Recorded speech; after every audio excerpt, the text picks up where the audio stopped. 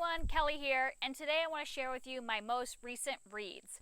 Since I went on vacation last week, I haven't been doing my recent reads as often as I would normally do them, so now I have like 8 books to talk about, but 2 of them I DNF'd. So 6 books I finished and 2 that I did not finish. So I'm going to start with the 2 I didn't finish and then move on from the one I liked the least to the one I liked the best of the ones that I read. And this has just been kind of like the last few weeks have just been one of those meh reading times. None of these are 5-star books. There's a couple I really didn't like, and a couple obviously I DNF'd because I really didn't like them. And so, sorry that none of these are like new favorites. There was one I really liked at the end, so hopefully you'll stick around long enough to hear the one that I really liked. So of the 2 that I DNF'd, the first one is called Cancer Vixen by Marisa Acochello Marchetto. And this is a graphic memoir about a woman who had breast cancer and survived, and she is a cartoonist for, I think, the New Yorker she was working for at this time, at least in the life. And I expected this to be really good because, I was thinking graphic memoir about, finding out you have cancer and then treatment and all that. But it didn't turn out to really just be about that. There was just a lot about her life too, which is probably normal, but I just didn't find it interesting. Like, her life at the time was, she was like one of those New Yorkers that it's like worrying about what you wear, going out to the clubs and the bars every night, worrying about what everybody else is thinking of you, and spending a lot of money on shoes and fashion, and it just isn't something I was interested in. Like, that's not what I came in wanting. I came in wanting a story about her surviving cancer, and obviously I think that's in that, but I didn't get very far. I got about 60 pages in, which I don't know, maybe that's like a fourth, and I just could not stay interested. I didn't really care. I wanted to get to the parts about her diagnosis and all that stuff. So yeah, just didn't really enjoy this. So that was one DNF. The other one was P.S. I Still Love You by Jenny Han, which is the second book in the To All the Boys I Loved Before series. I read the first book a year ago in preparation for the movie. I liked it. I thought it was a solid YA contemporary romance, and I didn't see a reason why it should be a series, but I thought, well, I'll give it a try, but I never got around to it. Finally, I decided to pick it up, and yeah, I didn't enjoy it one bit. It doesn't help that I didn't realize going into it that the movie is not just book 1. So the movie actually covers stuff that goes into book 2. And so I made it about 30% of the way through book 2, and everything so far had been in the movie. And so it just didn't feel like anything new. I didn't know what the purpose of the second book was, because if it was all in the one movie, I felt like Jenny Han could have just like taken the beginning parts of book 2, put it in book 1, and just leave it as a standalone. So I just did not find it interesting at all. The like drama that was happening was just too much for me. So I'm not going to continue the series. I'm done. So yeah, that's my 2 DNFs. And now we'll get on to the books I actually finished. So first off is an audiobook I listened to, which was my least favorite of the recent reads, and that was Prodigy by Marie Lu. And this is the second book in the Legend series. Is that what it's called? Like, the first book was Legend, and then it's Prodigy, and then Champion. So I read Legend a few weeks ago. Didn't love it. I gave it like, I think 3 stars. Thought it was like okay, but not like great. But I was like, well, it's a quick read. Let me just see what happens next. See if it like gets better. Because what I didn't like about the first one was like there was just so much romance angst, and it wasn't really focused on the life and death situation they were in. So I was like, well, maybe now that more is happening, maybe it'll move more onto the politics and less on the romance. But that didn't happen. Book 2 was just almost completely romantic angst and not really much plot past that. Like, I really wanted to know more about the world and the difference between, like, the Republic and the colonies. If you don't know anything about the series, this is about a future time when the U.S. is split in half. So there's the Republic and there's the colonies, and they're fighting each other, and they have different ways of running their parts of the country, and there's, like, a plague that's spreading and stuff like that. So all that setup was interesting, but I'm just not finding the way the plot is paced out and, like, what's actually happening in the story to be interesting at all. So I ended up giving this one 2.5 stars. I'm really wondering if I should finish it. Like, I feel like at this point I've already invested into 2 books that I should just find out how it ends. But at the other hand, I'm like, do I really care if this last one I like really had to push myself to finish it? So we'll see. If you think that the conclusion is worth it, I'll go ahead and finish it. I still think it'll be a 3-star series for me, but it might be worth at least like having some closure on the series. And then next I have Dumplin by Julie Murphy.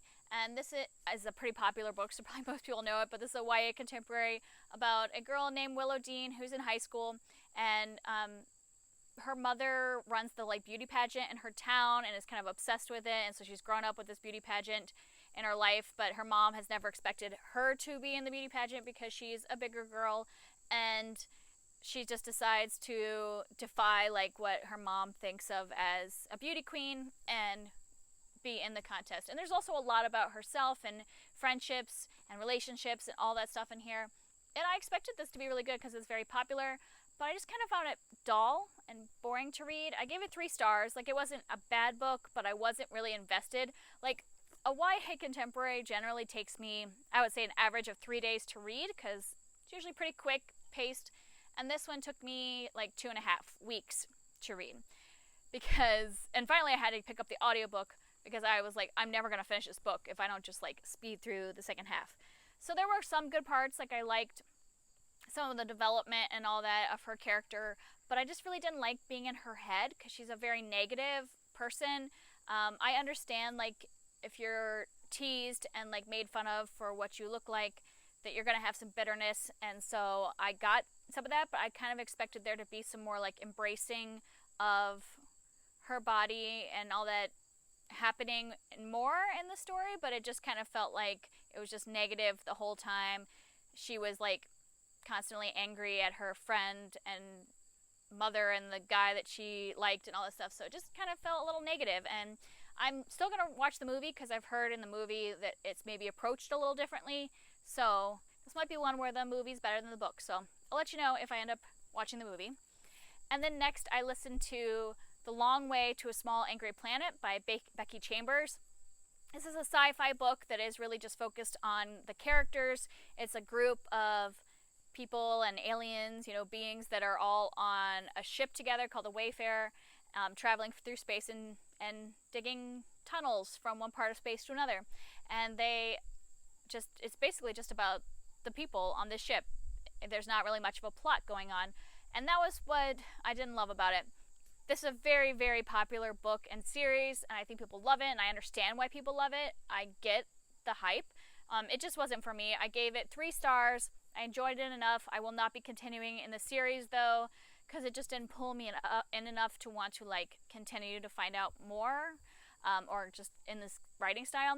Like, for me, the way this book felt was very much like a sitcom. Like, when you watch a sitcom, you've got this group of people that you are invested in their lives and you like these people, and so each episode is just like a really short conflict that can be, concluded really quickly and fast and fun, and nothing is really high stakes in like a sitcom. And that's what this show felt like. It just felt like we had this group of people on this ship that we really like and get to know, and then we're just seeing them go through experiences, but none of them have any stakes and they finish up really easily.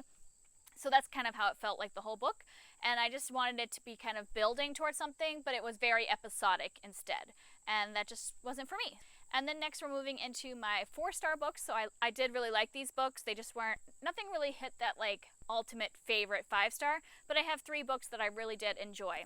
And the first one is No Exit by Taylor Adams. This is a thriller about a woman who she's in college and she's driving home to visit her mother, and a really bad snowstorm, so she gets stuck at this rest stop, and then bad stuff starts happening. So it's kind of almost like a closed room mystery thriller because there's only so many people at this rest stop, and when bad stuff starts happening, it doesn't stop and it just keeps going. So for this one, I gave it 4 stars. I thought it was a fun ride. If you're looking for something that's just entertainment, that'll read really fast, it's fast-paced, then this is good. but it doesn't have a lot of depth of character or anything like that. Like, it's just simply an entertaining, fun read. So I wouldn't like, it's not going to be one that like sticks with me forever, because it's not like I got a lot out of it. It was just pure entertainment. Very much like watching a movie that has like, you know, kind of just like a thrilling movie that would be similar to this.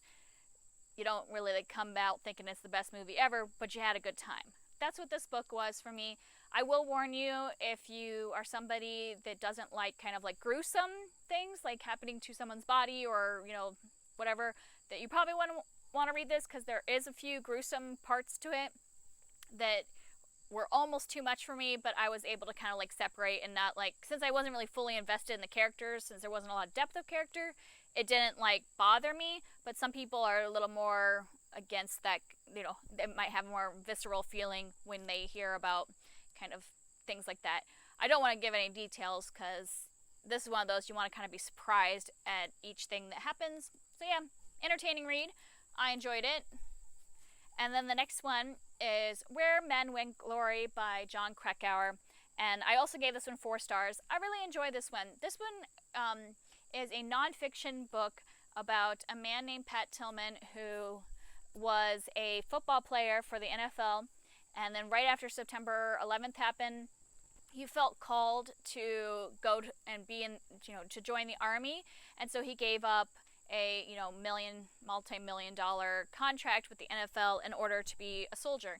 And this follows his kind of whole like build up to his football career, his time in the army, and you know from the very beginning that he was killed, and so it kind of leads up to his death and how that happened while he was in the army.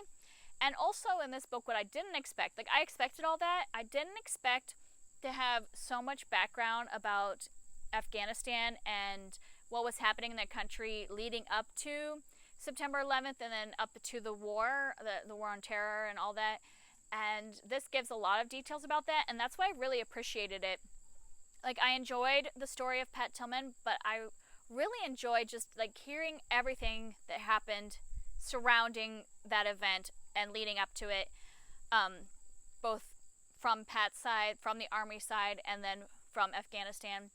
Jon Krakauer has a way of putting in a lot of details, but without making something boring. So I was invested the whole time and really interested. And part of what was so interesting for me was that, you know, I was alive during all this stuff happening, but since I was like younger and like middle school, high school, when a lot of, or even elementary, when a lot of the stuff was happening in Afghanistan before the war, I didn't really know, because normally in history class you're learning about stuff that happened in the past. You're not necessarily learning what's happening right now, and especially as a kid, they're not giving you all the details.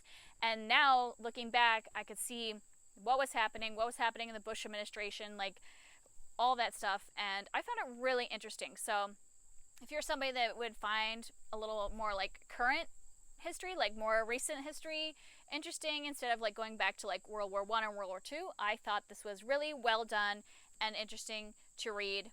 And it was also a great mix of like, you get parts of the war and all that, but then you also get just a story about Pat and his family and life. So it kind of not necessarily made it lighter, but kind of was able to not just be about war the whole time, because sometimes it's a little much for me in a book. I got to have kind of the character study of this person as well as the background of the war. And then my last book was Before I Go to Sleep by S.J. Watson. I talked about this in my Triad chapter for Thrillerathon. I couldn't participate in Thrillerathon completely because we were getting ready for vacation, but I wanted to at least read one thriller for that week, and so I tried a bunch, and this is the one I went with. And so I talked about it a little bit in that video, which I'll link down below.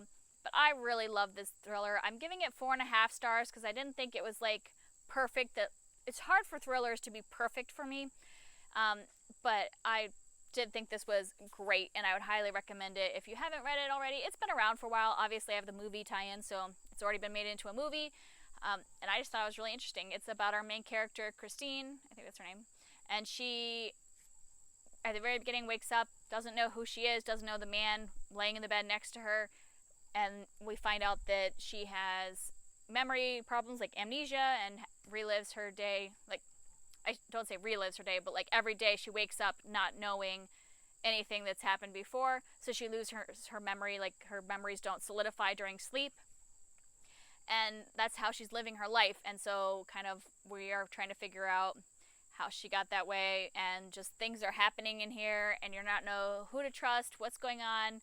And I just think it was really well done, because amnesia stories can sometimes be very repetitive and not very interesting, and I just love the way S.J. Watson wrote this. I thought it was interesting through the whole thing. I even guessed the ending and still found it good, and I think that that's a sign of a good thriller, when you can know what's coming and still be completely invested, because often I will guess the ending of a thriller, and if all the thriller is relying on is a big twist in order to like keep you invested, then I'm going to be disappointed. But if it's good writing and interesting throughout and I'm invested in the character, then by the time we get to the ending that I guessed, I'm still enjoying it. So I would recommend this if you haven't read it yet. So those are my recent reads. Like I said, some pretty disappointing ones, only a couple that I really enjoyed. And so I'm hoping that September will be ushering in some better books. I don't know what's going on. I feel like I have just been picking up stuff that I'm just not really loving. And that's why in September I'm really going to mostly mood read. I'm only doing a few buddy reads, like 3 buddy reads. And then other than that, I'm just going to pick up what I'm in the mood for. And hopefully that'll lead to some more 4 and 5-star books in my next recent reads. If you've read any of these and want to talk about them in the comments, I'd love to hear from you. Thanks. Bye.